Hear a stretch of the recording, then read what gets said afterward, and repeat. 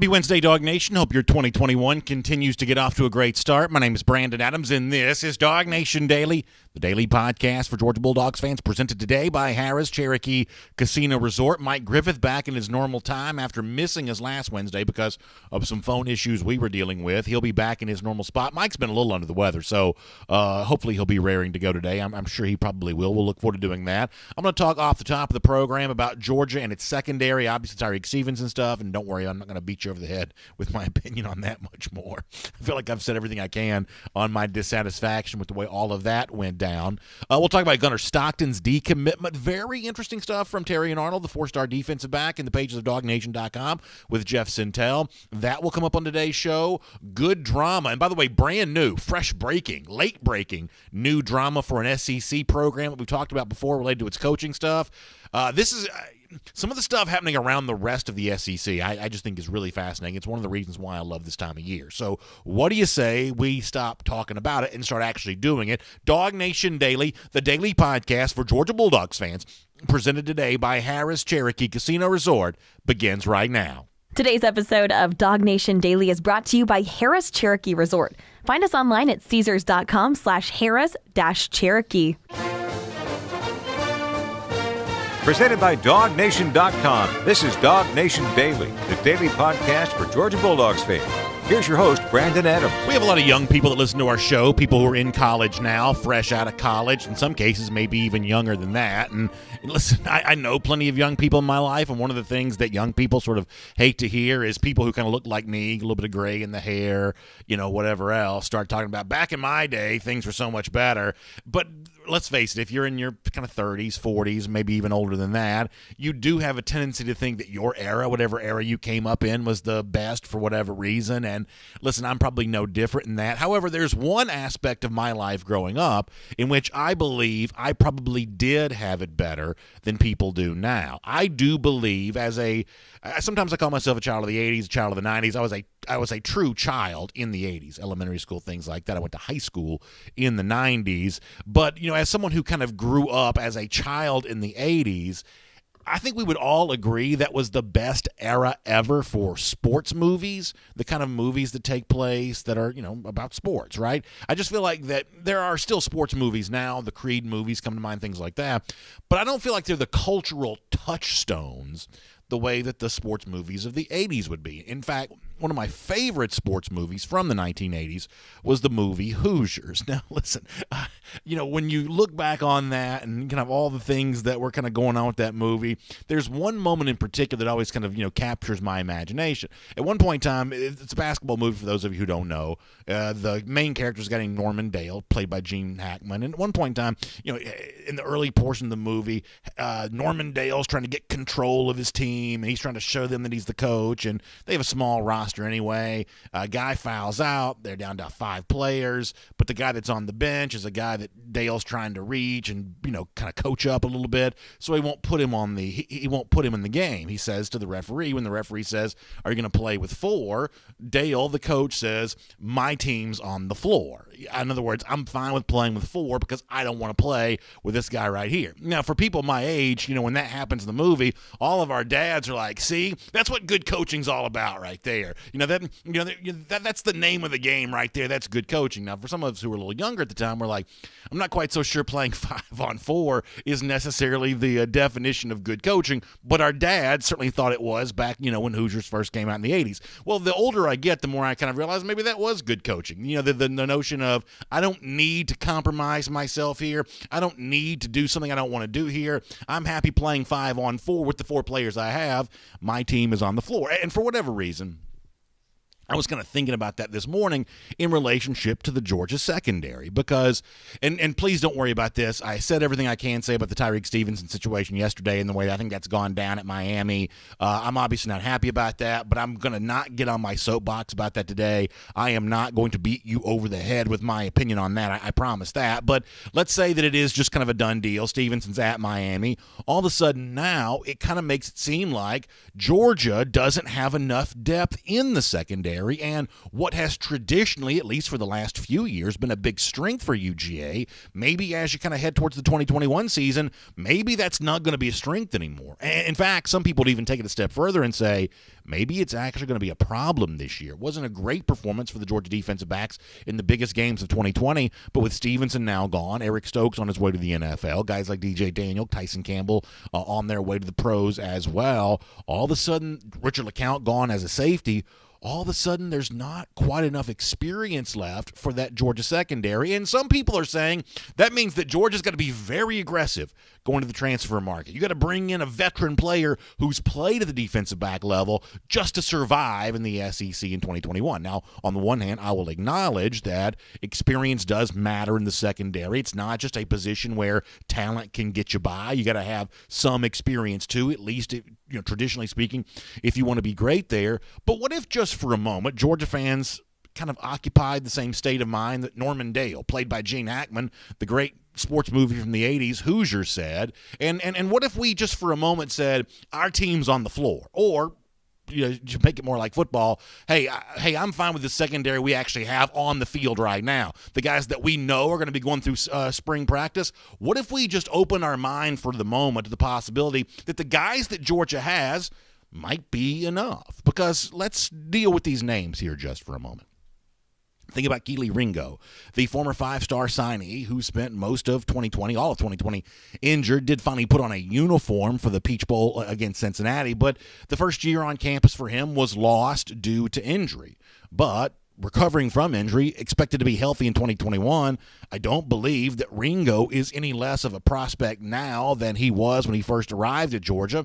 There were people who thought had he been healthy, he could have done big things on campus in his first year in 2020. Those expectations are dampened now heading towards 2021. In fact, Georgia defensive coordinator Dan Lanning, who did meet with reporters prior to the Peach Bowl the other day, said, yeah, he definitely likes a lot of the things that he's seen from Keely Ringo. So if you're worried about the Georgia secondary, maybe the words from a few days ago from Dan Lanning will kind of soften some of that a little bit. Here is Lanning on Ringo. Keely's been able to actually practice with us more and more as the season's gone on. He's not ready for competition yet, but I'm really excited about, sometimes you worry about a guy that has an injury, how mentally engaged are they going to be able to be throughout the season? It's tough when you're not going to play a game. And I've been impressed with Keely's attention to detail, really picking up some schematic pieces of our defense.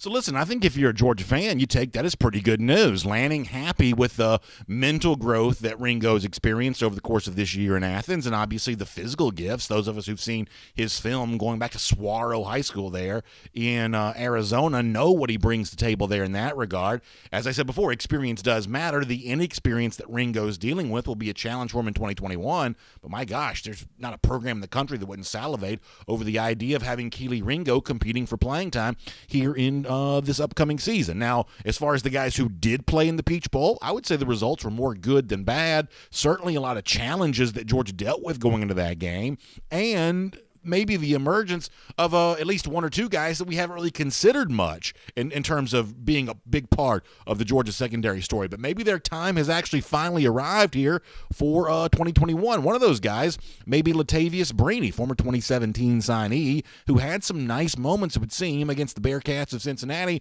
on January 1st. In fact, after the Peach Bowl on that particular Friday, Georgia coach Kirby Smart talked about the things that Georgia had to overcome from a personnel standpoint in that game, and actually kind of highlighted Brini in particular as someone who kind of rose up a little bit when it mattered against Cincinnati. This is Kirby Smart. We had a lot of guys playing out of position, guys down. It was a really tough week in the secondary. We had Tyreek having to move the corner. He's also the backup star. Brini was having to play. We had a couple days there where Lewis possibly out with the protocol, and then he was back in. Nobody really knows what went on in the last 7 days to create major issues. They rose up today. They played better as the game went on, I thought. Brini got more and more comfortable as the game went on, but it's tough. So you love the idea of that. Kirby happy with what he saw from Brini as the game progressed against Cincinnati. Another guy that you might could say similar things about is Amir Speed. Speed's one of those guys that also signed with Georgia in 2017, and a lot of folks don't know a ton about him because we haven't seen maybe as much of him on the field as a defensive back as maybe you might like. But if you saw him walking around campus, if you saw him on a Georgia practice field, he's a tall guy. He's got good physical gifts, plenty of size. You'd think he was a graduate transfer because he certainly has the look of someone who's been starting 3 years somewhere for somebody. Maybe Amir Speed could also be a guy that plays better in an expanded role here in 2021. And there's always the possibility of this as well, that maybe Georgia's not quite done yet with its 2021 signing class. Obviously, there's a defensive back out there that everybody has their attention on, Terrion Arnold, who's choosing, as he has said, between the top 3 of Florida and Alabama and also Georgia. It's easy to understand what the potential pull might be to Alabama, even some home state appeal for the Florida Gators at the moment. But how about the Georgia Bulldogs? What is one of the things that keeps Georgia involved in the Arnold recruitment here late in the process? Certainly the chance, the opportunity for playing time could be one of those things, but also the relationship with Xavier Sori, the linebacker who recently signed with UGA. Arnold, in fact, talked to Jeff Sintel this week. You can read the full story for yourself at DawgNation.com, but in that piece, Arnold talked about Sori being here and the impact that could potentially have on his decision. Let me let you read this. I'll read it to you, and I hope you go to DawgNation.com and read the full story with Arnold and Jeff Sintel. Arnold tells Jeff about Sori that it's pretty big for me now. I'm not even going to lie to you. That's somebody Xavier Sori, I'm close with. That's somebody I would room together with and compete with every single day. I grew up around him. We grew up coming from basically the same area. That's pretty good connections right there. So Arnold, who's about to make his decision here coming up pretty soon, says that he certainly notices the presence of Xavier Sori there as a part of the Georgia roster. So in other words, Eric Stokes, Tyson Campbell, DJ Daniel, Richard LeCount moving on to the NFL, Tyreek Stevenson apparently moving on to Miami. It seems like that could be a calamitous situation for Georgia, to use a bigger word than I should probably use. But the truth is, it doesn't necessarily have to be that way. As Norman Dale once said, maybe Georgia's team is actually already on the field, and maybe the component pieces for an effective secondary for Georgia this upcoming season already on the roster, or maybe also about to be added to the roster when it comes to Terrion Arnold. However, to be very honest with you here, that doesn't mean I wouldn't at least consider the possibility that Georgia could still add a transfer name there when it comes to something like that, and there will still be options available to Georgia.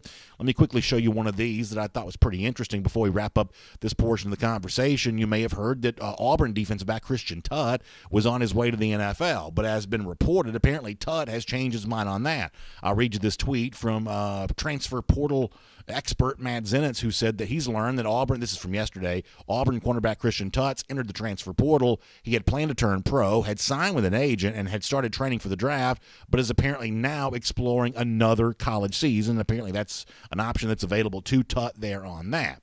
So how do you process all of this? There is still a chance that some interesting names will show up in the transfer portal, like Tutt and guys like that, and there's a very good chance that Georgia could be involved in acquiring one of those guys for the Georgia roster. But if it doesn't happen, I'm not quite so sure that Georgia's secondary is going to be in all that bad shape. There is still plenty of talent, maybe not quite enough experience, but the chance of building something that works for 2021, I actually like Georgia's chances of being able to do just that.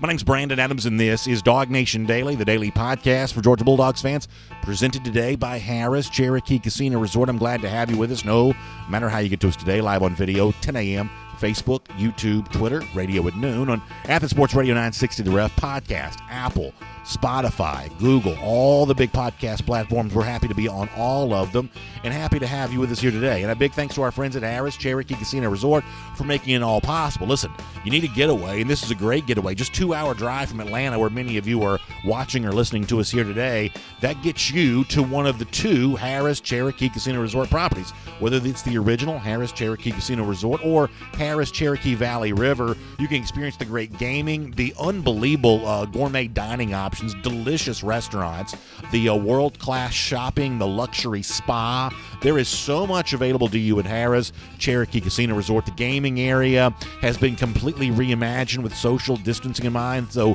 for those of you who want to get away, but you also want to feel healthy and safe as you do so, Harris Cherokee Casino Resort at both of its properties certainly understands that. And if you want the best available options, all the great perks that come from being a big-time enjoyer of the properties there, one of the best ways to do that is to become a Caesars Rewards member. You can go to this website and learn all about this. Caesars.com/Harris-Cherokee. Caesars.com/Harris-Cherokee.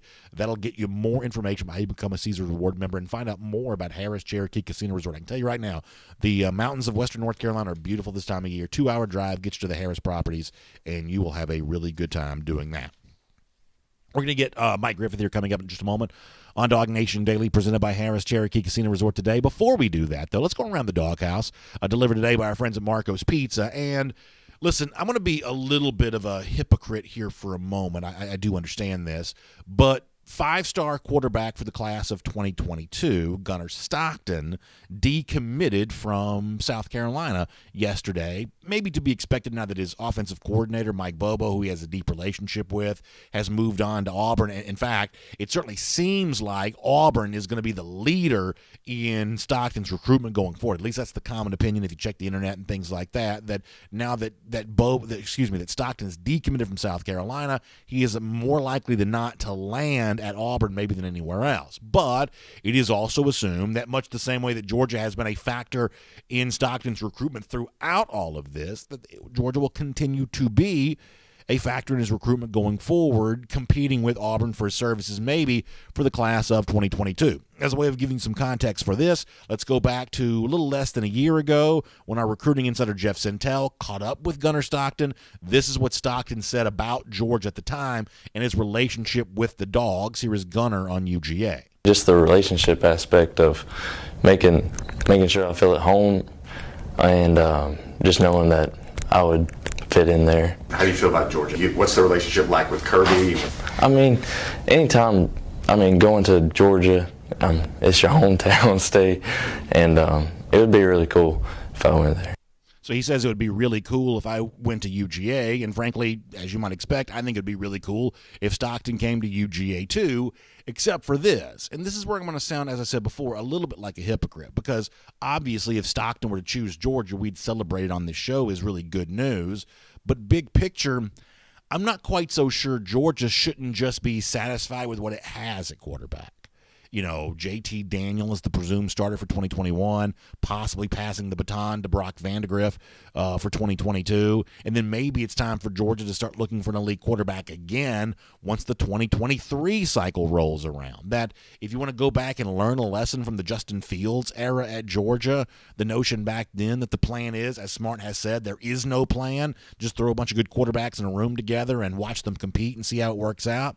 For Georgia back then, that actually didn't work out too well, and some of the after effects from all of that are probably still being felt. So maybe it's the chance now to do it better this time, to say that we've identified our quarterback for this upcoming season.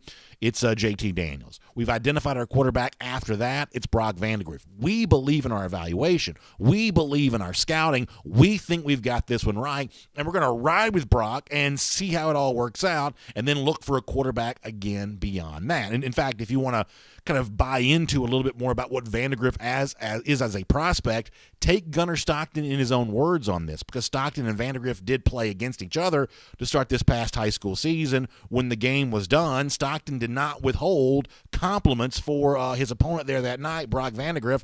This is the man of the hour, Gunnar Stockton, talking about the 2021 quarterback, Brock Vandagriff. He's a competitor, and to me, like being a competitor, that's the ultimate goal you can have. But he plays hard, and I grew up. He played travel ball. We were all around together, but it was pretty cool just playing against him, and he played good. So listen, they're both competitors, and frankly, I'm not going to pretend to know which guy will end up having the better college career, Vandagriff from the 2021 class or Stockton from the 2022 class. But sometimes there's something to be said for just being happy with what you have. Georgia has Vandagriff in the fold. He begins his Georgia classes. I think it's today. He begins his Georgia classes, and giving him a chance to grow and mature into this role without having to look behind his shoulder to a guy like Gunnar Stockton, that might be the right choice for UGA. It's Around the Doghouse. It's delivered today by our friends at Marco's Pizza, America's most beloved pizza, real, authentic pizza made the Italian way. I love recommending Marco's Pizza because one of the things that I know is when you have a family of 4 like I do, not only is good tasting food an important thing, but food at a good price is also an important thing there as well. And that's certainly what Marco's provides you.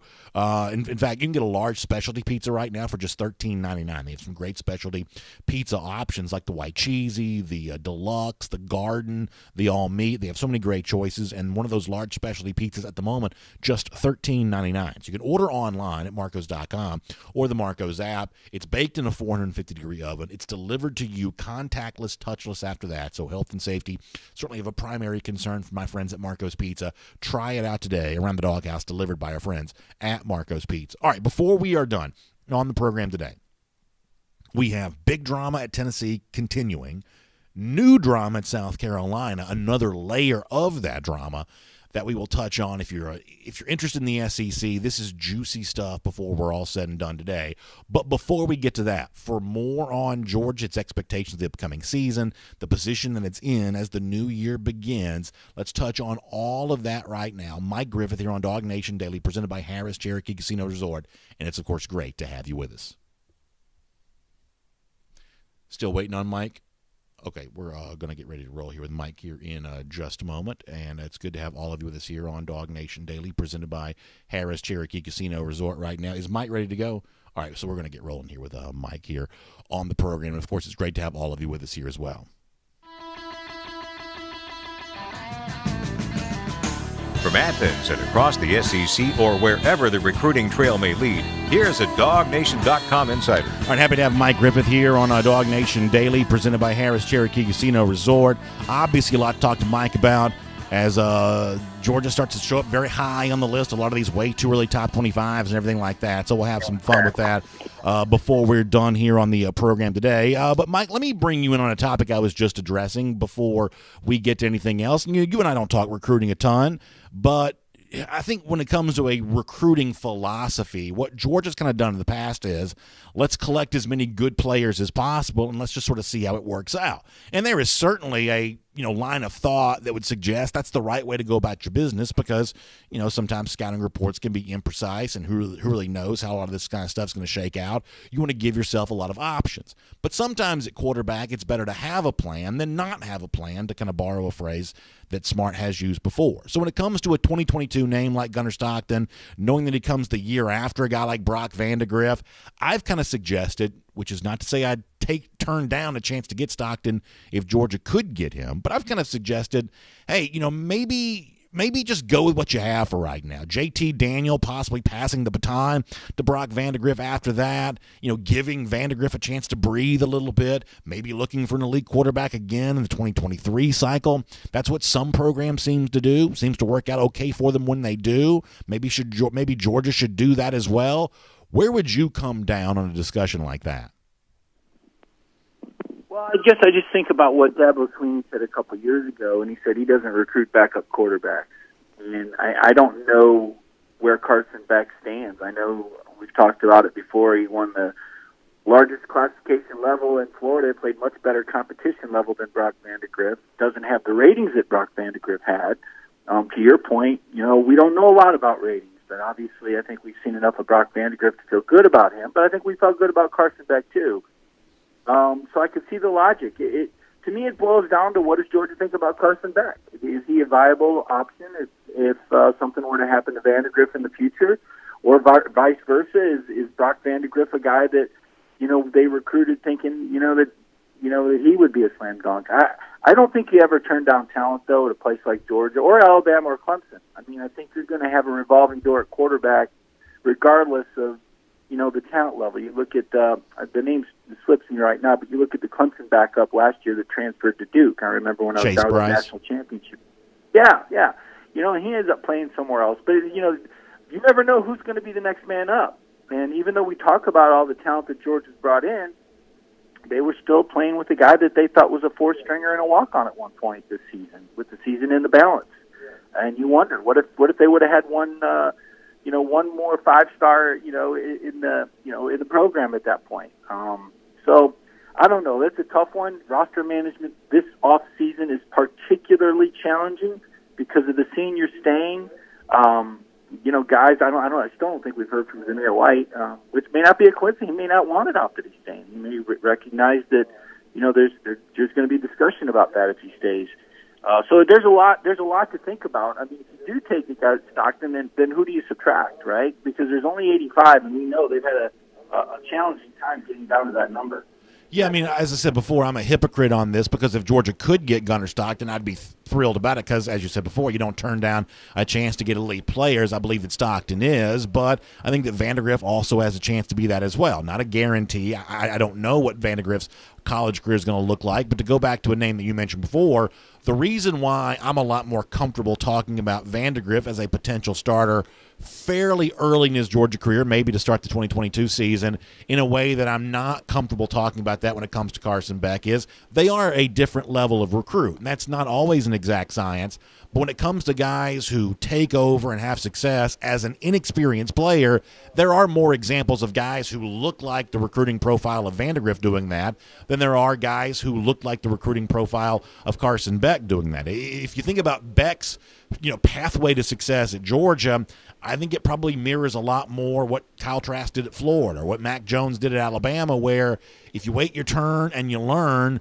you could be in eventually a position to succeed the way that both those guys had great success this year. But frankly, if you think about a 2022 starter, just given the difference in profiles as players, I would lean more in the direction of Vandegrift on that than I would probably Beck. Yeah, I can understand that. It's interesting, though. A year ago at this time, we were talking a lot about Carson Beck being the guy, and slam dunk, and he got the campus, and he needs to get a little bigger, stronger, but he's had a year in the program. So, it's really hard to know, BA. I think we'll know a lot more after spring, and I think there'll be a lot more movement after spring. One of the things that I would remind everybody of is, we're talking about, oh my gosh, what can they get in the portal right now? Well, this is Portal A, and there'll be a Portal B after spring. There's going to be more movement coming and going from Georgia after the spring football session. So as much as you'd like to have everything and be holding all your cards going into the spring, that's just not the world we live in, and it certainly isn't the world of the championship program. Let's face it, Kirby Smart with Todd Monken and JT Daniels and George Pickens for another year. This is a window here. I don't know enough about Brock Vandegrift or Carson Beck to say that 2022 looks as good as 2021, right? We know you got Jordan Davis back for one more year. That's big. You got Devontae Wyatt back for one more year, and you got Nakobe Dean for one more year. But if you look at 2022, you might start hyperventilating a little bit. Well, put a pin in that because I do want to talk about that. But let me get to one thing before we get there, and it's actually a pretty good transition on what you said about the transfer portal a moment ago. There are obviously, Mike, a lot of Georgia fans who want to see Georgia use the portal when it comes to the situation at the secondary. Now, listen, I've talked a ton already over the last few days with the Tyreek Stevenson situation. I'm not happy about the way that played out, but at this point in time, I've just got to move on and live with the circumstances as they are. And as I said to our audience before you joined us, Mike, that I can understand why Georgia fans want to see Georgia go to the portal to bring in an experienced defensive back, assuming there's room in the roster to do so. I do think experience matters in the secondary, maybe more so than it does at other positions. That's what the track record of recent success in college football would kind of indicate to us, that experienced guys in the secondary seem to do better than inexperienced guys do. I get that. However, if Georgia can't avail themselves of that, frankly, I don't know that there are many programs around the country that are going to shed tears for Georgia having to turn to guys like Ringo or Jalen Kimber or even Amir Speed, Latavius Brini. I think there are options that Georgia can have, if not quite an excellent secondary, certainly a competent secondary. No program is incredibly strong across the board. Maybe Georgia's secondary won't be as strong as some of its other position groups this year, but I think there are ways, even with what's currently on the roster, to have this not be a glaring weakness as well. Yeah, and to me, the most important thing is that they took away the other team's ability to run the ball with Devontae Wyatt, Jordan Davis coming back. Can't stress that enough. I mean, look, teams are going to throw the ball. We've seen this is happening, but just as Kirby wasn't comfortable with getting in a boat race with Stetson Bennett as his quarterback, I don't think too many teams are going to want to get in a boat race with Georgia next year. When you look at JT Daniels in that receiver arsenal and the running back situation, with James Cook coming back, he's such an explosive player, catching the ball in the backfield. Kenny McIntosh's versatility as well. And, You just know Kendall Milton's going to get better. So, Zamir's a good team guy that does a lot of different things, and I think he'll probably, continue to do a lot of work in a lot of areas of special teams and short yards and things like that.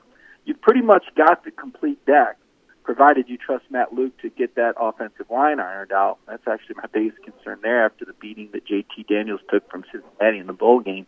But if you've got an offense that's clicking on all cylinders, like I suspect this one will, I'm not ready to say it's going to be the, LSU 2019, Alabama 2020, Georgia 2021. I'm not quite ready to say that. But I do think it's going to be the most explosive and the highest scoring offense of the Kirby Smart era. And that said, defensively, the one thing we know these guys can do is stop the run. So if you've got to make a living thrown into that secondary, it's coached by the head coach, by the way.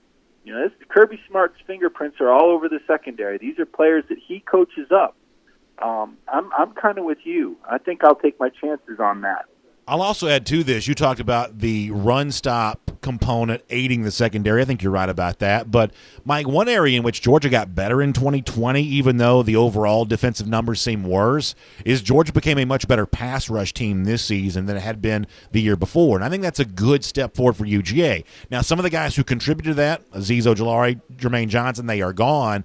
But if philosophically that remains in place, where Georgia wants to get after quarterbacks again in 2021, as you know, all of a sudden that makes the job of a defensive back far easier because they're not having to cover for quite as long. If the aggressive pass rush that we saw from Georgia this season is a holdover for 2021, led by Nolan Smith and Adam Anderson, guys like that, then also what could be a somewhat, at times, suspect secondary, that their job is aided by that pass rush as well. No doubt, and just as we talked about, we go back to the Florida game and remember how the Gators had 9 possessions in the first half against Georgia this year because of Georgia's inability to run the football effectively. That's what teams are going to be looking at with Georgia, right? They're going to want to keep trying to run the football, and if they're ineffective running the ball on first and second down, BA, you end up behind the chains, and really it's that down and distance that creates those opportunities for explosive plays, offensively and defensively, right? Offensively, you want to get in a controllable down and distance so the defense doesn't know whether you're running and passing. Well, conversely, if you can continue to keep teams behind the chains, that opens up the opportunities for those well-timed blitzes or those exotic pressures, zone blitz looks, things like that. Kirby bringing a corner blitz on occasion. He seems to like that because you have a team behind the chains, but also because you've got an offense that can answer. It's kind of like basketball, right? You want to play up tempo when you got the shooters and the guys that can make the shots, right? When the other team has more talent, you kind of want to shrink the game down. Well, now that Georgia has this firepower, and again, I can't stress it enough, you got to keep JT Daniels upright. The storyline that's not going to go away for me in this offseason was how that offensive line and those running backs got that quarterback hit. Kenny McIntosh missed a block, Zamir White missed a block. The offensive line was atrocious in pass protection. And JT Daniels simply cannot get hit like that again. Because if he gets injured next year, you're going to have a very inexperienced number 2 or Stetson Bennett. Those will be your 2 options. And I think we've already seen, that Georgia's championship hopes go down if it's not JT Daniels. Yeah, I don't think that there's any question that the offensive line and kind of how it is constructed the upcoming year is going to be a very big storyline. In fact, we'll kind of move on to the expectations of the upcoming season. You mentioned championship window talk a moment ago. I don't believe that Georgia's championship window closes after 2021 because I think Georgia recruits well enough to stay in the conversation. However, it is certainly probably fair to say that it'll never seemingly be easier to construct more of a championship-ready roster than what Georgia seems to have right now. Seems to have things figured out at quarterback. There's depth at running back. This is by far and away the best crop of receiver talent Georgia has had on paper to start a season under Smart, and frankly for many years probably before that. We've seen how crucial experience is at receiver. Georgia now has that. So because of all of that, I don't know that it makes Georgia the national championship favorite. In fact, there are teams that will be favored over them, and I don't believe it's the last chance that Georgia has. But, Mike, this is a really good chance for Georgia to win it all, isn't it? Well, it is, and not just because of Georgia, BA, but because Trevor Lawrence has left Clemson and because Mac Jones is probably leaving Alabama. And Kyle Trask has left Florida, so the path doesn't seem quite as daunting now. Bryce Young is a very talented guy, and when I spoke with JT Daniels, high school coach, about JT, we also talked about Bryce Young because he also played at Mater Dei High School, and right after JT, and he said Bryce is a running back who can throw the ball, and I kind of wanted to see more of him in the championship game just to see, just how well can he throw the ball, how dangerous is he? If you remember, there were a lot of people that thought Bryce Young was going to start at Alabama over Mac Jones this year in the preseason. So, but because of that lack of experience and a lot of the great quarterbacks moving on, that's what to me also kind of gives Georgia the green light. Now, there's talk maybe Justin Fields comes back at Ohio State. I don't know. We'll wait and see. Mac Jones hasn't made his decision at Alabama. I mean, these seem like guys that would leave as they're both projected to go in the first round. But if you look around the SEC, who really brings back quarterbacks that scare you? And I think that the jury's out on Bo Nix. Certainly, they have a new coaching staff that I think they've done a great job at Auburn. We know their offensive line will certainly have grown up since the last time we played them. But there's a lot of changes going on there. It's hard to do it in your first year. So who's the biggest challenger in the SEC for Georgia? To me, that's part of what kind of greases the skids for Georgia, is that you don't seem to have that great big opponent with a returning quarterback in your path. Georgia should be that team. JT Daniels should go into next season as the preseason first-team quarterback, I would say. And so that's part of it for me, is what the competition in the field looks like as far as how does college football change and just how much of an outlier was 2020 with these defensive falters all over the country. I think, you look statistically and, everybody's excited their offense got better. Well, was it that or was it the defenses were down? To me, I think it was the latter. That's why I'll still take 2019 over 2020 Alabama in a head-to-head game. So the one thing I can't go with you on, though, is the idea that Mac Jones' departure from Alabama opens up a huge door for Georgia, because the truth is, Mike, I follow this recruiting stuff pretty closely, and I never thought Mac Jones would ever start a game in Alabama. I just didn't think he was a good enough player to do so compared to the quarterbacks they have, and lo and behold, he ends up being, the greatest single-season quarterback in that program's history. Devontae Smith, as I said the other day, was, kind of thought to be the third best receiver for Alabama a year ago. During this season, when Georgia played them in October, there are plenty of people who thought he was the second best receiver on the team at the time. He goes on to win the Heisman Trophy. It just sort of seems to be, and I take no great pleasure in saying this because I don't like the Crimson Tide, but it just sort of seems to be that whatever Alabama has is going to end up being pretty good. So, say what you want about Bryce Young or say what you want about anything else. If he's good enough to start for Alabama, history shows that he's probably going to be pretty good. And until Georgia does it against Alabama, I got to treat Alabama like the overwhelming favorite. Yeah, I don't know about overwhelming. You lose Najee Harris and Alex Leatherwood, the Remington Award winner at center. The defense will be better. BA, that's one area that Alabama will certainly be better is on defense. But they lose a lot off of that offensive line, and I think Najee Harris and Devontae Smith have lose 3 of the 5 Heisman Trophy finalists, and I do believe there'll be a reload. But it's hard when you go undefeated. It's hard to go undefeated 2 years in a row, and I think the odds are against Alabama in that sense. I think they'll be good. Obviously, they'll be good again. I don't know that I'd call them the overwhelming favorite. I do think there's something to be said for, until you beat them, I'm not going to pick you. I can understand that lack of faith or lack of trust. And you know what? Who knows what next December will be like?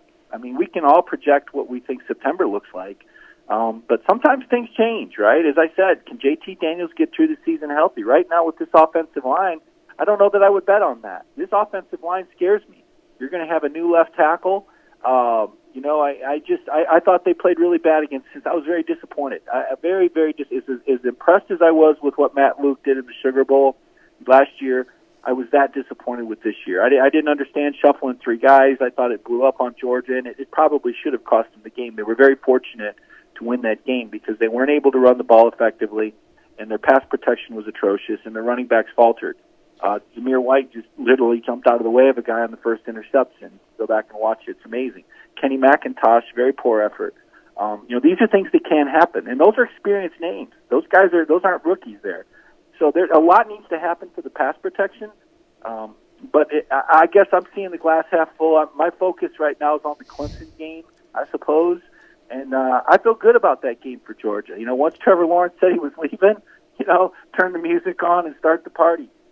because I think that's a game Georgia's going to win in Charlotte, North Carolina. Well, I definitely think that you can sort of doubt some things related to Clemson and Lawrence's departure, Travis Etienne's departure, in a way that I'm not comfortable doing with Alabama because of how deep they are. Clemson just doesn't really have that level of depth, and I'm not ready to make a prediction on the game as of yet. But what we saw from Clemson in the loss to Ohio State is that lines of scrimmage matter, and Clemson has not stacked bodies on the offensive line when it comes to recruiting and things like that.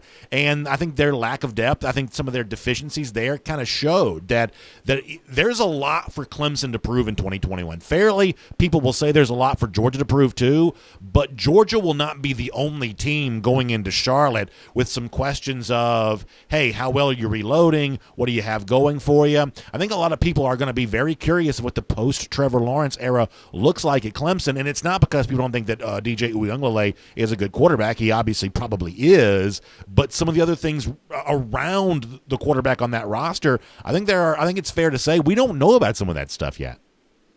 I'm fascinated that you've already got DJ Uiagalelei's name down. That is the most impressive part of this presentation, because I just call him DJ. The old JT Daniels rival from Southern California. I think you're right. I think Clemson's probably glad that Notre Dame's out of the conference as well. They can go back to knocking everybody over, back like Florida State did back in the day, right? I guess there's some unwritten rule. You can only have one great team in ACC when it comes to football. But I do think it's interesting. That being the case, ACC still had two teams in the playoffs, which was absolutely preposterous. And in hindsight, looking back, I don't know what the committee was thinking. In fact, I'm not sure that Georgia didn't play the best team from Ohio when all's said and done. I think Cincinnati would. I'm not joking. I think Cincinnati would have beaten Ohio State on a neutral field. That was a tough, senior-laden defense, and I didn't realize this either, BA. But someone told me Ohio State's defense ranked last in the the pass defense ranked last in the Big Ten. So should we have been so shocked that Alabama tore through them? I think they were ranked like past 100. It's like, how did this team get it? Well, how did this team get it? Did anybody really look that closely at it? I mean, it's kind of like you bought the brand and you didn't really look at the ingredients past Justin Fields. I mean, you put him on the outside of any program, he looks awful good, but you start digging a little deeper. Ohio State was suspect, which makes me wonder, to your point, even more about Clemson with Trevor Lawrence and the way they got beat. I think that game, if you play that Clemson-Ohio State game, I'm taking Clemson 7 out of 10. I think Dabo Swinney's mouth overloaded as you know what. I think Dabo Swinney, ranking them 11th, gave those guys fire like they never had. I guess that's what's so much fun about football, and there's so much time between now and next season. And you're right, you never count out Alabama for certain. I just know that I feel like Georgia's got a very good team mood. I think winning that bowl game was huge. I just think it was huge. I think it changed the entire feeling of the off season. I think it affected decisions on guys coming back. I think getting JT back, I think he brings leadership and confidence that they've lacked on offense, maybe throughout the whole Kirby Smart era, frankly, because Jake was kind of undermined by Justin's presence. I mean, it was an immediate divider because Justin is such an incredible talent. That I think that divided the locker room from day one, just because Justin is so incredibly talented. And you say it's a good problem to have, but as you started this conversation, is it really? But with JT, I think everybody's on board. I think everybody knows who the quarterback is. I think he's good at rallying guys. George Pickens suddenly sprung to life. It was incredible once JT got in there, and we've seen other young receivers emerge. And then defensively, as much as we like what Jordan Davis does between the tackles, I think he has an incredible presence. I mean, I think, people like seeing a 340-pound guy dance in practice. When you're trying to sweat it out, it's kind of fun to have someone like that there. And it's also a reminder that, hey, this season really matters. Jordan Davis came back. Granted, he'll improve his draft stock dramatically, in my opinion, but he came back with a title in mind, and so did Devontae Wyatt. And when you've got two interior defensive linemen leading the way, and a guy like N'Kobe Dean, who I expect will really elevate, and a guy like Lewis Seen, you've got a star and a talent and a leader at every level on defense. And I just like the way it looks. There's a lot that can happen, but when I look at the attitudes and the character of the guys that have come back this year, I think Georgia's all in. I really do. Well, I've kept you way too long. I do want to squeeze in one final thing, and you can make this very quick before I let you go. undefeated non-conference record for the Georgia basketball team has kind of now been obscured by a pretty rough start to SEC play. Obviously, the bad loss to Arkansas going back on the weekend, but they do get some good news. Katie Johnson, a top 100 recruit, has apparently got some academic stuff cleared up. It looks like he's ready to go tonight as the Dogs host Auburn there at Stegman Coliseum. How much of a spark do you think the freshman KD can provide for Georgia? Well, I'll tell you, these guys haven't caught a break, BA. That LSU call just angers me still. It was just one of the worst missed calls, and they wouldn't even review it. It cost them that game. And then Arkansas, there was 2 fouls on Tamani Kamara in 19 seconds that were just ridiculously. It's just the kind of stuff that's going on. You're just like, there needs to be a catalyst for change, and you hope that it's Katie Johnson. Now, unfortunately, you got Bruce Pearl coming in the house, and Auburn hasn't won yet either in the league. And they just got their talented guy in the lineup who just played in his last game and scored like 25 and a close loss to the Alabama. So you're catching teams at the wrong time, man. It's just this team just can't catch a break. It seems like it would be huge to beat Auburn tonight. I think the odds are against it. Bruce Pearl's such a great coach. Him and Crean. There's going to be a lot of mind games and. For those people that like basketball and like the game within the game, these are two coaches who really, really scheme it up and really are very competitive with one another. So I think it's gonna be quite a game. Everybody says big things about Katie Johnson. Yesterday Garcia told us that he's the most competitive guy he's ever played with and been around. Garcia's a guy that played basketball in Brooklyn and in New York City. So apparently this Katie Johnson's supposed to be the real deal, and even Crane said he's got a competitive infectiousness was the way that he described it. So I'm very eager to see Katie tonight. It's in Stegman Coliseum. That helps. Man, Auburn, that's a tough one. But Georgia beat Auburn last year at home. So it's going to be worth watching, I believe. Well, Mike, I certainly appreciate being here on DawgNation Daily, presented by Harris Cherokee Casino Resort. I know you've been a little under the weather. Hope everything continues to go well with you, and we will look. And by the way, you don't have COVID. I know that when I say under the weather, people automatically go there. But to my knowledge, that's not what you're dealing with. But no, that's not what I'm dealing with. I'm not. I'm okay. I'm okay, man. I certainly wish you well, and I'll look forward to speaking to you soon. Okay. Thanks, B. I appreciate it.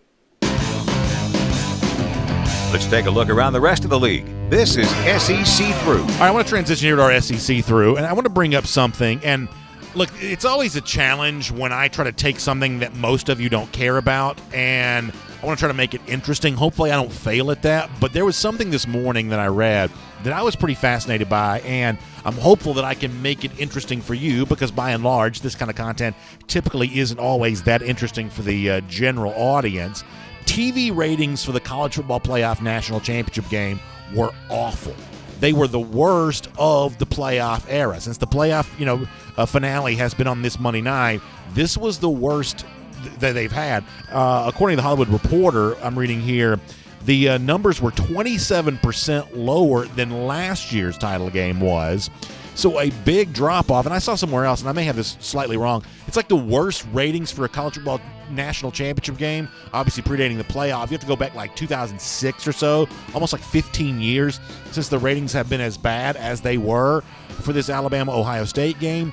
What is interesting for me about this is when you think about the two brands in the game, and I hate to use such a loaded word like brand, but you know what I'm saying, Nick Saban in Alabama, Ohio State, gigantic fan base in the Midwest. Really, one of the shortest list of most popular college football programs is obviously Ohio State. I think it stands to reason that this national championship game, I would imagine, was not expected to have what I will call bad ratings. The championship game actually rated worse than both the playoff semifinal games did. Maybe you say because of the holiday, those were on New Year's Day.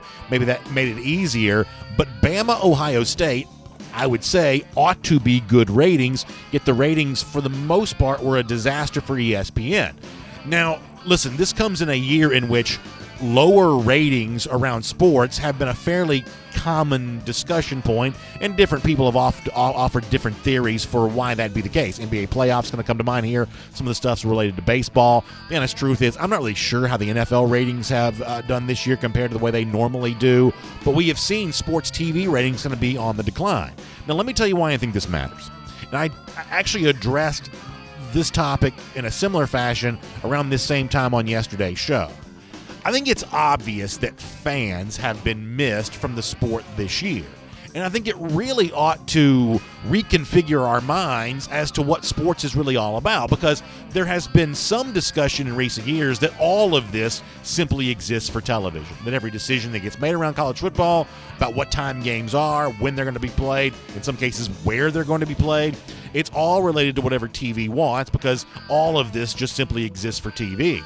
But this year in college football, we've had everything that TV wants. The games have been on. The players have been playing for the most part. There weren't really that many upendings to the schedule. As far as the regular TV viewer was concerned, the sport seemed fairly similar to the way that it always has in the past. But those of us who are used to going to games know that it was way different this year. You didn't have that conversation about where you're tailgating because there was no tailgating. A lot of the Georgia fans that I know had no option to go to any game whatsoever. Even on the secondary market, because there were so few tickets, a lot of the prices were so expensive that people just couldn't even go to one game this year because tickets were just, so unavailable. I mean, I took my family to the Arkansas game. If I told you what we paid for tickets for the Georgia-Arkansas game, you would laugh. It was a ludicrous price we paid to go see Georgia play what turned out to be a 5-5 football team, but there just weren't that many tickets available. If we wanted to go, that was the price we had to pay, and so therefore, a lot of people just said, you know what, I'm not going. Or, for health and safety concerns, which is totally understandable, people said, I don't want to do that. Listen, I'm not smart enough to tell you that the TV ratings were lower because fans weren't in the stands. I can't necessarily draw a correlation to that. But think about how much of a common thing that has been for sports all year. No fans for almost any of the Major League Baseball games until the very end. Obviously, the NBA playoffs took place in a bubble. That this was not normal sports on TV because we didn't have the raucous crowd going all over the place. Frankly, we didn't have as much media around sports this year either. We had a lot of games where the broadcasters were broadcasting from their own home. Listen, I know a lot of these broadcasters. I'm friends or at least acquaintances with many of them. Certainly they are noticing the fact these ratings were lower with them not being at the games. I have heard Mark Emmert, the NCAA president, say that his hope is that 2021 is a return to business as usual for college football and college sports in general. I think that means if you want this sport to feel as big as it has in the past, the return of fans, and yes, maybe even a little bit more media presence around the games, may be what it takes to make this thing feel like a big enough spectacle to get the TV ratings where folks are kind of used to them being. I've run out of music. Let me just give you a couple of other stories here real quick, and these are both pretty juicy. So Kevin Steele has now been hired as what is being described as a defensive assistant at Tennessee. He was Auburn's defensive coordinator a year ago. He's the highest paid assistant in all of college football. I think the salary he's going to be making at Tennessee is around $450,000, I think. So it's certainly, according to a lot of the Tennessee reporters, they are saying it looks like he may end up being linebackers coach at Tennessee. That's something that Steele has some experience doing. But what I'm more interested in is how the hiring of Steele at Tennessee impacts Jeremy Pruitt's future. We have been led to believe, or at least it has been commonly assumed, that Pruitt might be on his way out the door. And the reading of the tea leaves in Knoxville certainly made it seem like Tennessee was trying to push Jeremy Pruitt out the door. Hiring freeze on assistants, assistants whose contracts are about to run out, they can't be re-upped. The notion that Tennessee could even hire a coach like Kevin Steele, based on the way it had been previously explained to us, seemed impossible, and yet now this has happened. And I think the next question you're left to wonder about is, well, does that mean that now Jeremy Pruitt is going to return to Tennessee in 2021? And all of the, hand-wringing about the NCAA investigation and what may have gone on with the Marius Mims recruitment. I even heard Darnell Washington's name kind of get mixed up in that for a moment, at least according to the rumor mill. Is all that now going to go away, and is Jeremy Pruitt just going to stay as Tennessee's coach? I have to admit I have no idea what's going to play out here in Knoxville, how this is all going to go. But the Kevin Steele hire was not something I expected to hear.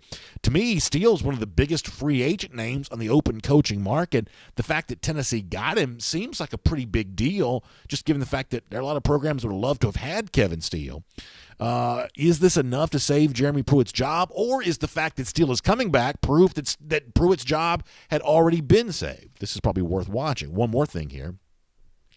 I had intended to talk on this portion of the broadcast about the press conference from the other day with new South Carolina coach Shane Beamer, where Beamer really took a couple of not even all that well disguised jabs at Mike Bobo, his now former offensive coordinator, who's moved on to Auburn. At one point in time, Beamer almost said, "I've got nothing but respect for Mike." Stopped short of doing that, which leads you to believe he doesn't respect Bobo, and you can understand why. When you think you've hired a guy, he takes the Auburn job and basically leaves you, empty-handed. I can understand that being frustrating for Shane Beamer. Is it right or wrong for Bobo to do? I guess other people can decide that for themselves, but I understand, Beamer's, frustration with that. And frankly, I said before, I think it speaks to, Beamer's struggle to even have any success whatsoever at South Carolina. That's not going to be an easy thing to do. But just before we were coming on the air today, something else has now gone on. There are all kinds of rumors coming out of South Carolina that Tracy Rocker, who had been hired to be South Carolina's defensive line coach, rumored to maybe be in the mix for some NFL jobs, apparently he's cleaned out his office and he's left too. Now, there's a lot that still needs to be, kind of figured out on all of this, and I've been on the air, and who knows what's been said about this over the course of the last hour or so. But another high-profile hire for South Carolina that Beamer thought he had in place, maybe that has now slipped through his fingers as well. It has not been a great start for the Beamer era there as Gamecocks coach. One of the things that he was supposed to be able to do, because of his coaching relationships, was hire a good staff. That was the way that Beamer was sold, given the fact that he has very little experience, not a former coordinator, not a former head coach. So the way in which he hired his assistant coaching staff was going to be the thing that sold him to Gamecocks fans. Well, how's that working out for South Carolina? So far, not so great. We'll make that your SEC through. So let me end here with both a pitch and an apology. First of all, the apology is to those of you who have been sending in submissions for our Gator Hater roll call. My apologies to you. If you haven't yet seen your name on the screen, I'm a little bit behind in processing all of that. So I'm going to work on that and get ready to send all of those in and show them on the screen here as we celebrate the Gator Haters among us here on DawgNation Daily, presented by Harris Cherokee Casino Resort. Also, the pitch is this. For those of you who'd like to be a part of this segment, who believe that there's nothing better than being a Gator hater if you're a Georgia fan, that a real Georgia fan is a true Gator hater first and foremost, that's the number one rival for this program, we'd love to have you show yourself off here. So hit me up on Twitter at DawgNation Daily for our Gator Hater roll call, and you could be a winner of the Golden Shoe here on DawgNation Daily, presented by Harris Cherokee Casino Resort. We'll see you tomorrow, everybody. And on video. Time now for our R.S. Andrews cool down. Of course, we trust R.S. Andrews around here for air conditioning, heating, and plumbing electric needs. You can trust them yourself as well. Heating system, when you wake up in the morning right now, it's very cold. And I love nothing more than a toasty and warm house on a really cold day outside. Even though I'm kind of hot-natured in general, I still like to be warm on a cold morning. So if you're worried that your heating system might not do that for you the rest of the winter, trust me. You need some peace of mind. Get the peace of mind you deserve with my friends at R.S. Andrews. Check them out online at rsandrews.com, and they'll give you everything you want when it comes to that. All right, let me go to Facebook first today because I started on YouTube yesterday.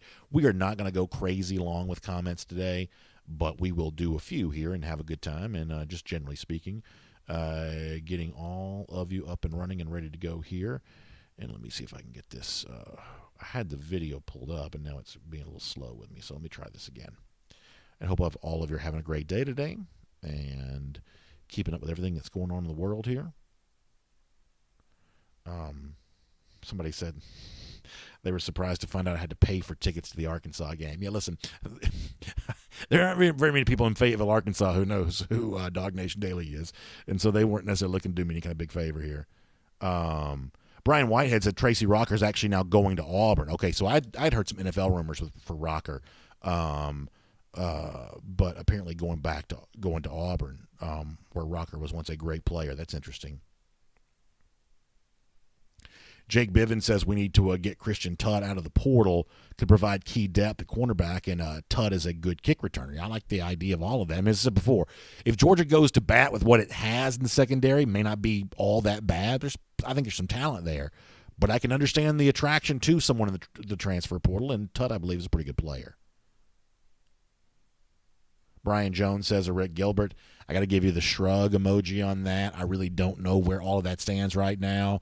I don't know that Gilbert is talking to very many people at the moment. I kind of based that on the fact that when we had Terrence Edwards on the show last week, Edwards had just dined with Gilbert, and it sounds like even in that conversation, Rick had kept the cards a little close to the vest as far as what he's going to do.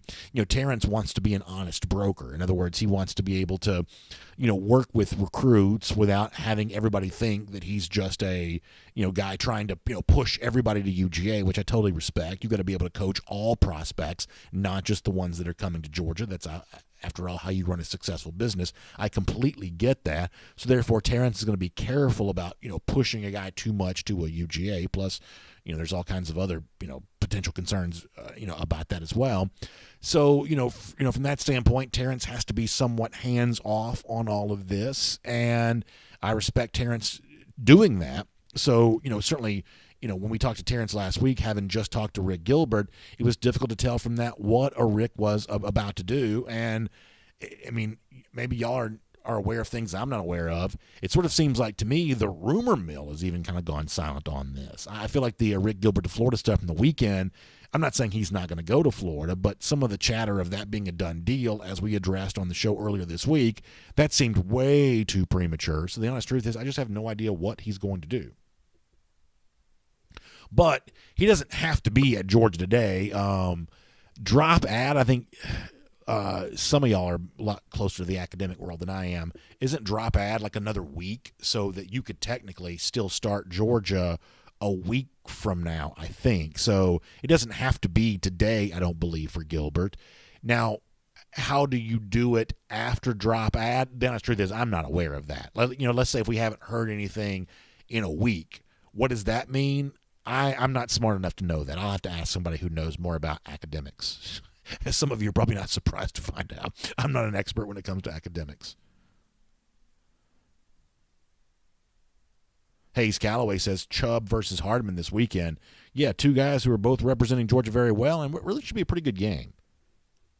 At least interesting game, maybe.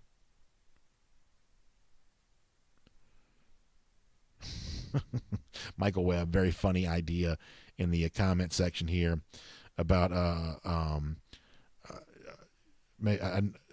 I like the golden shoe idea that Michael Webb kind of describes here. Brian, thank you, Brian Whitehead. Thank you for the 24/7 sports report on Rocker going to Auburn. All I saw when the show started is that Rocker, as somebody had said on Twitter, had cleaned out his office and didn't show up for a meeting. I had seen a rumor the other day that he might be going to the NFL. I was not aware that he was going to Auburn. That actually, I think, has happened, just in the last little bit here. Isaac Cruz says, any news on if we are having the spring game? No, that has not been talked about or confirmed yet. Somebody in the comment section of the day said he thought it would happen with no fans. I have a hard time believing there would be no fans there because there were fans for games, this fall. So the fact there'd be no fans there, I have a hard time believing. For a ticketless game, how would you potentially limit fans? I'm not quite so sure, or I'm not even sure how much of a need there will be to limit fans. The point is that if you ask me what my expectations are for the upcoming year, I think spring football is going to probably feel pretty weird. Now, I would say it's more likely than not the practices take place. Obviously, that didn't happen a year ago. And probably more likely than not that the spring game takes place. But still pretty limited with media, maybe limited with fans, something along those lines. I'm guessing that's probably the case. I guess there's a chance they could have spring practice but no spring game, because the truth is the spring game is mostly just for fans anyway. So therefore, if you can't have fans, then maybe they would say, well, what's the point of even having the game? I could understand if something like that were to happen. TV may tell them they want the game, but the games don't really draw that good of ratings on TV. It's not a huge product for television necessarily. So that's a long way of saying I don't know, but I am just as curious about this as you are, because it would obviously be a very big deal to to have something that felt more normal, and from Georgia's on kind of a football standpoint, to get these quarterbacks ready, and for those of us who just want to see a glimpse of them, that'd be really fun too. John William Adams, I like the way he says this. He says, so Auburn is the new South Carolina, and South Carolina is the old Arkansas. It certainly kind of feels that way a little bit. So many of the Gamecocks assistants have now moved on to Auburn, and you do have, I guess, the one that I know of, former assistant at Arkansas, now at South Carolina. Boy, what a mess that is.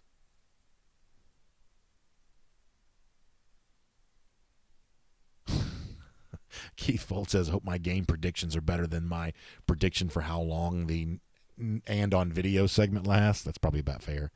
Darren Callahan says, any word on Big Cat Bryant? I think Big Cat's a really good player. I don't think he had a great 2020 probably. This was just, a little bit of a down year for the Auburn defense all the way around. But I think he's a really good player. Where is he going to go? I don't know. Obviously, first place our mind all goes is, well, maybe comes to Georgia. Georgia obviously tried to get him out of Crisp County when he initially signed. I don't know about that. I just don't know. But I think the Big Cat's a really good player. I like all those Crisp County guys.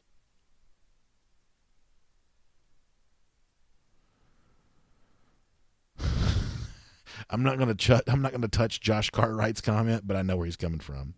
I'm not going to touch that one, but I know where he's coming from.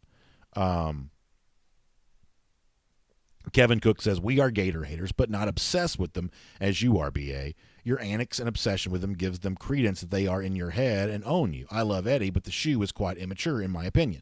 So here's what I'll say about that, Kevin. When we first started the Gator hater stuff years ago, I actually knew that I was going to fight an uphill battle with this. And, the one thing that you will hear from a lot of people about from time to time is people who say to me, BA, I understand that, you hate Florida, you want that to be Georgia's biggest rival, but I actually hate blah, blah, blah school. In a lot of cases, it would be Auburn that would commonly come up. And the point that I've kind of always tried to make about this, the real bedrock foundation of all the Gator hater stuff that we do is related to the fact that I believe if you could pick a team to dominate over the course of, just pick any span of time you want to, but let's just say for the sake of conversation, a decade. Of all the teams that Georgia plays every single year, if you told me I could have 10 straight wins versus one of them, or an 8-2 mark, 9-1 mark against one of them, the team that would probably suggest the most larger success beyond just that game would be beating Florida. That Florida over the course of a decade is going to be a pretty good program, and by beating them regularly, you would also be putting yourself into a higher stratosphere of success, especially in comparison to Georgia Tech, who Georgia does commonly beat 7 or 8 times out of 10, and yet in some of those stretches, those decades, that kind of 8-2 mark against Georgia Tech has meant nothing larger for the program. So that's why the Gator hater stuff all started. And as far as something being sophomoric or juvenile, I just like to try to have a lot of fun, and, I try not to take myself too seriously. And so the golden shoe, as ludicrous as it might be to some, is certainly an example of that from me. But I appreciate you weighing in. Let me get a couple more here. Jermaine King says, I'm not obsessed with Florida either, but the golden shoe is hilarious. Well, I'm glad you enjoy that. Randy Hall said, where did Notori Johnson end up? That's a good question. Did Notori ever announce his destination? I'm not sure about that. That's a really good question. I like Notori. I'm rooting for him, though. I really am. Bill Sanders says, proud to be a Gator hater of the highest order. I'm glad to hear that, Bill. Thank you so much. Let me also check in on YouTube for a moment. We'll take a few comments over here. Hope folks are having a good time over there. Nicholas King, looking forward to Adam Anderson this season. Nicholas, I understand where you're coming from on that.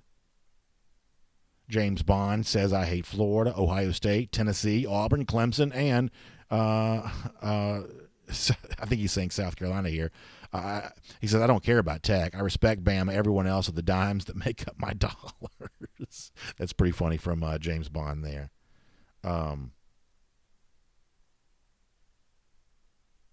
Matthew Wright says, when 24/7 was making arguments for number 1 next season, they only had one knock on UGA. The quote here, I guess, is, do you really trust them? What does that mean to you? So, Matthew, this may surprise you a little bit, but I actually think that's a little bit of a fair question. And maybe trust is the wrong word here because, that conjures up maybe a different idea. But the notion of that Georgia has to prove it to some skeptics, I don't have a problem with that. And, I think that's a fair thing to do, because here's like one of the things I probably regret just a little bit. And I probably did some of this before the start of this upcoming season. In fact, I know that I did. With Alabama transitioning to Mac Jones, with the departure of Jerry Jeudy and Henry Ruggs, I probably made toppling Alabama sound easier than what it was. And frankly, if you want to go back and listen to some of the stuff that I said after the 2017 season, when Georgia came very close to doing it, but lost the game, but then had the number one recruiting class for 2018, the notion that Georgia was about to overtake Alabama, at least that was the perception that may have existed at the time, I also probably made that sound a little easier than it was. Listen, I get some things right, I get some things wrong, and I'm no different than anybody else on that. But the one thing I don't want to do is intentionally mislead people. And when you watch the way that Alabama has performed the last couple of years, you have to acknowledge that there is something about the level of success they've enjoyed that is about more than just the component parts that make up the whole. In other words, whoever their quarterback is next season will probably be pretty good, because I don't think Mac Jones would have been nearly as good as he was for most of the other teams in the country. Something about playing in Alabama made the level of success he achieved just easier, and probably the same thing is true for Devontae Smith probably as well. That doesn't mean that Georgia can't eventually overtake Alabama. Doesn't mean that Georgia can't be the best team in the country in 2021.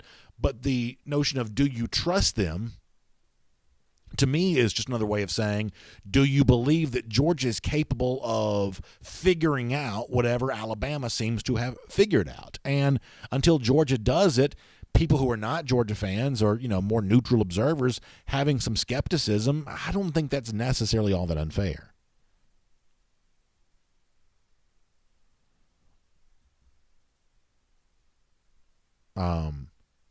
Taiwan Taylor says, if Georgia does not win the SEC in 2021, it might be the first time I call for Kirby Smart's job. So I understand the impatience that kind of bleeds in. And listen, Kirby will not be impervious to that if Georgia has another season in 2021 that feels a little bit like the seasons that Georgia has been having. I totally get that, especially given the fact that Georgia's kind of gone from being SEC champion in the playoff to SEC runner-up but lost close to SEC runner-up but got blown out in 2019 to didn't even make the SEC championship game in 2020. There's a way of describing that makes it sound like a program trending in the wrong direction. So Smart obviously has that to deal with as you head towards 2021. I can get the impatience that just starts to creep in around all of that. However, I do truly believe, and listen, I don't work for Georgia. I've got a Georgia G on my shirt here today, but I don't work for Georgia. It's not my job to carry their water. I just genuinely believe that the championship window for Georgia doesn't really close no matter what happens in 2021. But I am also a realist, and I fully acknowledge that it does get a little harder to sell, right? I do understand that it gets a little harder to sell when you have another year that feels like the ones that have kind of felt like in the past. So there is pressure. I don't think it's do or die pressure. I don't believe it's championship or bust pressure. But there are lots of different kinds of pressure, and there is some form of pressure around Georgia on this. I like Nicholas King's statement here, who says, skepticism of every team not being trusted is warranted unless it's Alabama and Clemson, the two teams that have obviously proven it the most in recent years. I think Nicholas is probably on to something when he says that. However, even Clemson may find that they're not completely, bulletproof to pressure and tough questions because, A, there are plenty of people that don't like Dabo, and B, there's also, there's a lot to be replaced at Clemson, and for all the elite players that Clemson seems to have, they don't just load up on linemen, sometimes especially along the offensive line, and offensive line was an issue against Ohio State. George Mollahan says, I made it about 12 seconds into this thing before I had to mute BA. Much better, only here for you folks. Well, George, even though you can't hear me right now, no matter why you show up, I'm just glad you're here. Thank you so much. Mr. Farrell says, Bama has broken me. I don't know if that's necessarily true. I just think you got to look. There's just way too much in life of media people telling their audience exactly what they want to hear, no matter what the facts are. And I just don't want to be one of the people who does that.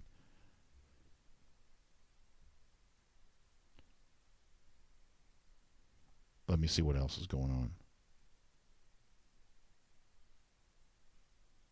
DMAR42 says, my confidence in Kirby hasn't wavered. I just hope the recruits haven't either. And I think that you can see certainly plenty of evidence and examples of the fact that they haven't wavered in Kirby.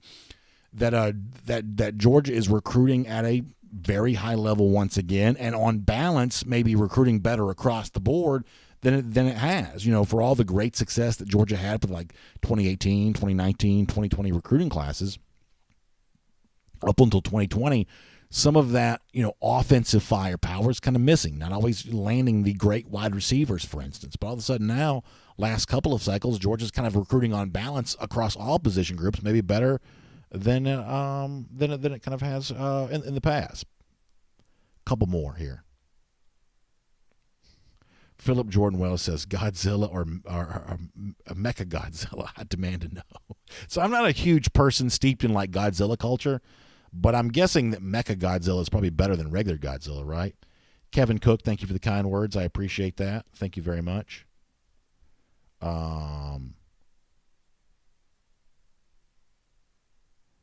Matt Turner, I think, making a comparison between Kirby Smart and Dan Mullen. And here's the one thing where it's not shtick for me. Here's one thing that truly is, as best I can tell, my genuine, authentic belief.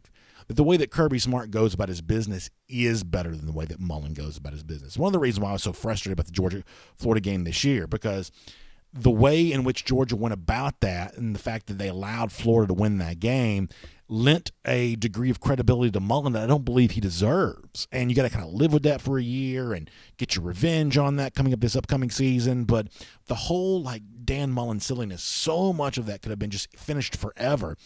Had Georgia just either been healthy enough or whatever else you want to say to get that win against Florida, you could have changed so much of the college football conversation for the better, for really never having to hear about Mullen ever again, at least in terms of the elite football coach conversation. But by winning that game, unfortunately, Mullen does survive to be a part of these discussions at least for a little while longer.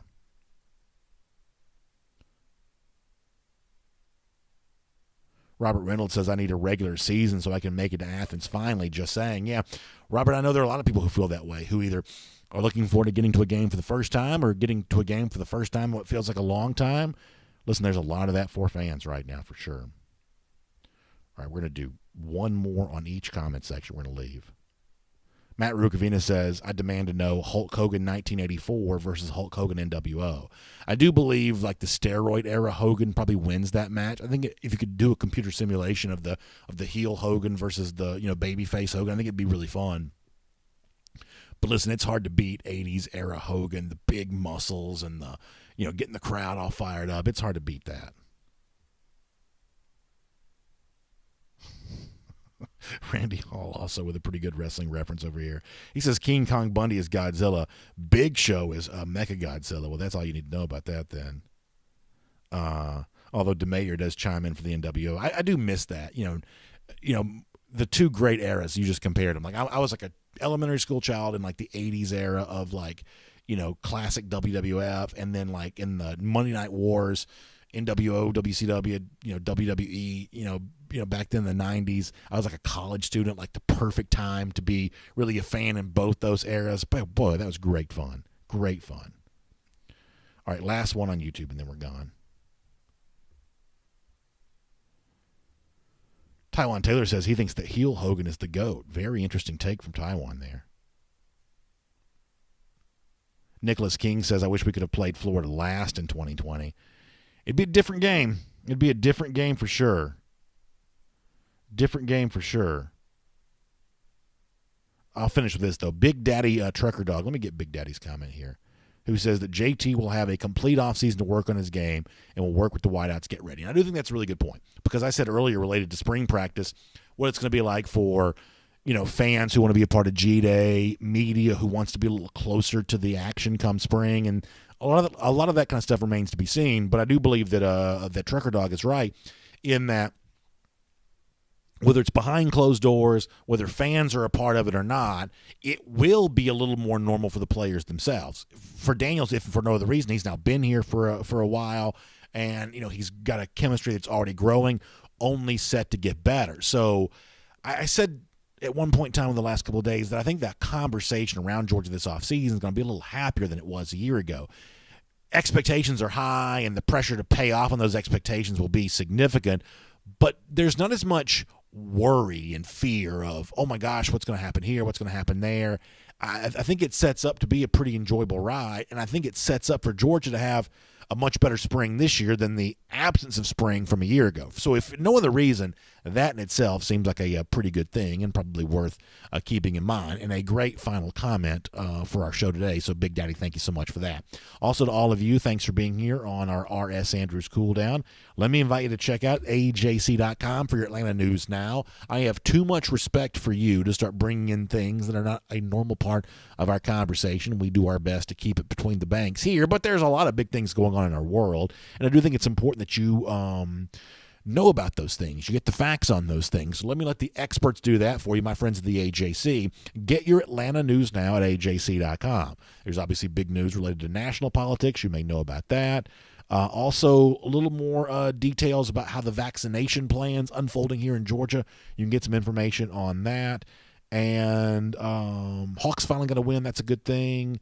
Also, more on the Falcons. It looks like they're down to 3 finalists to be the next general manager there in Atlanta. This is important ahead of the upcoming NFL draft, so read about that online. Atlanta News Now at AJC.com. Thanks to all of you for being here on our R.S. Andrews Cool Down. Remember, if your water heater goes out, in many cases, R.S. Andrews can replace it for you the same day. Air conditioning, heating, and electric, they do all that for you. You can trust them. Online at rsandrews.com. I'll see you back here tomorrow morning at 10 a.m. for DawgNation Daily, presented by Harris Cherokee Casino Resort. Look forward to speaking to you then, everybody.